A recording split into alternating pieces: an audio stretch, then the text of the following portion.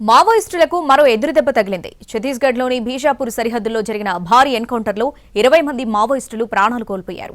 Postmortem అనంతరం మృతదేహాలను గుర్తించి కుటుంబ సభ్యులకు అప్పగిస్తారు. ఛత్తీస్గఢ్లోని బీజాపూర్ సరిహద్దుల్లో భారీ ఎన్కౌంటర్ జరిగింది. ఈ ఎన్కౌంటర్లో 20 మంది మావోయిస్టులు మృతి చెందారు. బీజాపూర్ జిల్లా సరిహద్దుల్లో మావోయిస్టులు ఉన్నారంటూ భద్రతా బలగాలకు నిఘా వర్గాల నుంచి సమాచారం అందింది. బీజాపూర్ అటవీ ప్రాంతంలో పోలీసులతో పాటు భద్రతా బలగాలు కూంబింగ్ నిర్వహించాయి. భద్రతా బలగాలు తారసపడడంతో మావోయిస్టులు కాల్పులు ప్రారంభించారు. భద్రతా బలగాలు సైతం వెంటనే స్పందించి కాల్పులు మొదలుపెట్టాయి. ఇరువైపులా కొన్ని గంటల పాటు హోరాహోరీగా కాల్పులు జరిగాయి. అనంతరం మావోయిస్టుల నుంచి కాల్పులు ఆగిపోయాయి.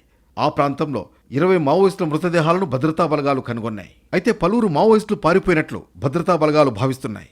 ఆ క్రమంలోనే కూంబింగ్ చేపట్టాయి. మహారాష్ట్ర, ఛత్తీస్గఢ్ రాష్ట్రాల సరిహద్దులోని గడ్చిరోలి జిల్లాలో మావోయిస్టులకు చెందిన ఆయుధాలను పోలీసులు భారీగా స్వాధీనం చేసుకున్నారు.